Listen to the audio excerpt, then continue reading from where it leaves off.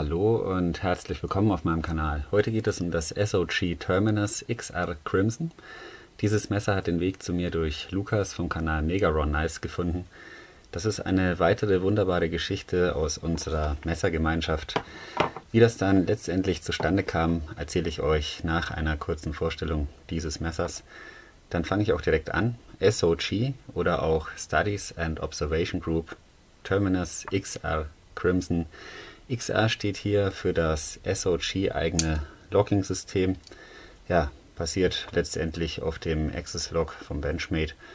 Crimson bedeutet einfach nur Karmesinrot und bezieht sich auf diesen wunderschönen Farbton der G10-Griffschalen. Der Griff ist sehr einfach gehalten. Wir haben hier eine Länge von 105 mm. Aufgrund dieser Mulde hier sind etwa 90 mm greifbar. Theoretisch kann man hier auch in den Vorgriff gehen, also das ist eigentlich ganz gut gelöst. Griffvolumen ist hier zwischen 65 und etwa 73 mm. Wir haben wirklich eine richtig gute Handlage, also da kann man nicht sagen, das ist auch für größere Hände geeignet, trotz dieser 90 mm. Überhaupt kein Problem. Dann Griffrücken ist hier relativ offen konstruiert. Das ist ein schwarzer Kunststoff-Backspacer. Ja, der hat hier etwa 1/3 der Grifflänge, kann man sagen. Das G10 ist hier mit 6er Torx auf Metallliner aufgeschraubt. Ja, und die Metallliner, ich weiß nicht, ob man das hier erkennen kann.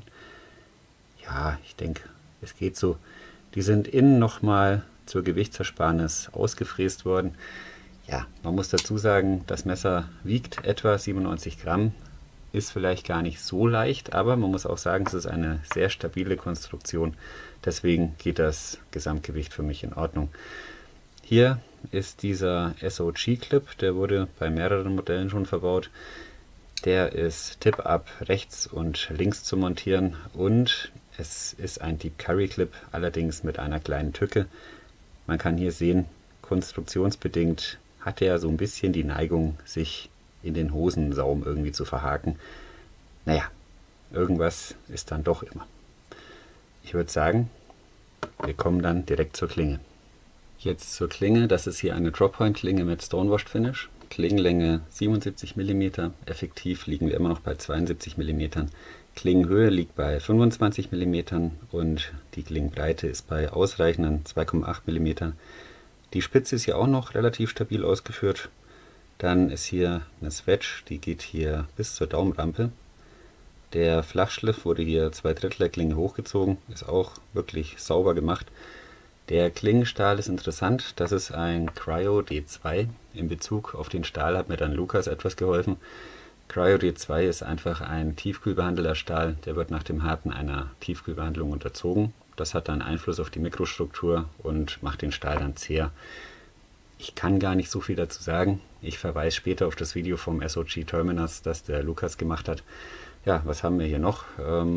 Die Klingenachse ist hier mit einem 8er Torx verschraubt. Das heißt, man kann das ganze Messer mit einem 6er und mit einem 8er Torx zerlegen. Die Klinge selbst läuft butterweich, also das sind hier Kugellager. Ich bin an und für sich nicht der größte Kugellager-Fan. Ich mag eher Bronzewascher und so, aber ich muss sagen, das ist hier einfach ein wunderbares Fidget Knife bzw. ein Spielmesser. Die Öffnung geht über Flipper Tab. Der ist auch angenehm geriffelt. Man hat hier gut Grip. Dann auch über den Daumenpin und natürlich auch über den XR-Lock. Der XR-Lock verriegelt nur im geöffneten Zustand, das heißt, ich kann die Klinge hier aus dem Heft ziehen und erst dann erfolgt die Verriegelung. Ja, schade, das ist echt so ein Messer, bei dem ich mir eine Art Slipjoint gewünscht hätte, vielleicht über einen Double Detent oder den XR-Lock so konstruieren, dass er bei leichtem Druck nachgibt.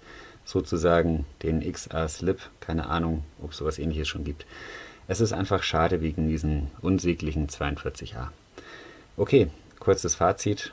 Optisch sehr gelungen, Spielspaß pur, sehr gute Verarbeitung, null Klingenspiel, Klingenstand absolut mittig, also an dem Messer gibt es wirklich wenig auszusetzen. Das ist eine schöne Größe, Das Messer ist links- und rechtshändertauglich, also ja, insgesamt schönes Messer. Je nach Anbieter liegen die Preise zwischen 60 und 70 Euro. Ich finde, der Preis ist in Ordnung. Bis auf das 42A-Problem gibt es hier eigentlich nichts Negatives. Okay, dann baue ich jetzt hier mal kurz um. Da gibt es noch ein paar Worte zu Lucas und Megaron Knives. Bis gleich. Bevor ich zur Geschichte komme, wie ich zu diesem Messer kam, möchte ich nochmal ganz explizit auf das Video vom Lucas zum Terminus XR Crimson verweisen. Er hat das Messer in seinem Video auch zerlegt. Er hat auch noch ein paar Anmerkungen zum Stahl. Also sein Video ist definitiv detailreicher als meins. Meins ist ja dann doch relativ kurz für meine Verhältnisse ausgefallen. Ja, auf jeden Fall schaut euch das Video an. Ich verlinke euch das hier. Ansonsten, wie kam ich zum Terminus XR Crimson? Lucas und ich hatten gelegentlich mal Mailkontakt. Habe ich ja auch in einem anderen Video schon mal erwähnt. Er hat mir auch mal gute Ratschläge gegeben, wie ich aus manchen Situationen rauskomme. Oder wie soll ich sagen, ich habe mir in manchen Situationen einfach ein bisschen die Augen geöffnet. Ansonsten war Lucas zu dem Zeitpunkt gerade ein bisschen mit dem Abverkauf seiner Messer beschäftigt. Und als ich so gefragt habe, was er noch so rumliegen hat, kam ein Bild vom Terminus. Ich wollte eigentlich mal die Variante mit dem Nagellaur haben, aber das Ding hat mir auch sofort gefallen. Die Farbe, die Größe, ist einfach ein schönes Messer, kann man nicht sagen. Als ich Lucas dann fragte, welchen Preis er ungefähr dafür verlangen würde, sagte er, dass er es mir schenkt.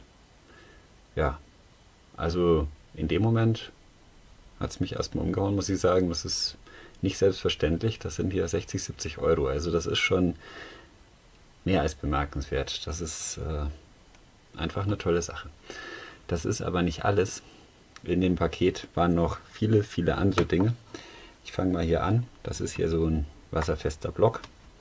Ach ja, hier noch ein Insider. Der Fiat Multipla. Ich finde ihn gar nicht so schlimm, muss ich sagen. Lucas mag ihn, glaube ich, nicht so. Ist egal, wie gesagt, das ist ein Insider. Dann 3 Knicklichter.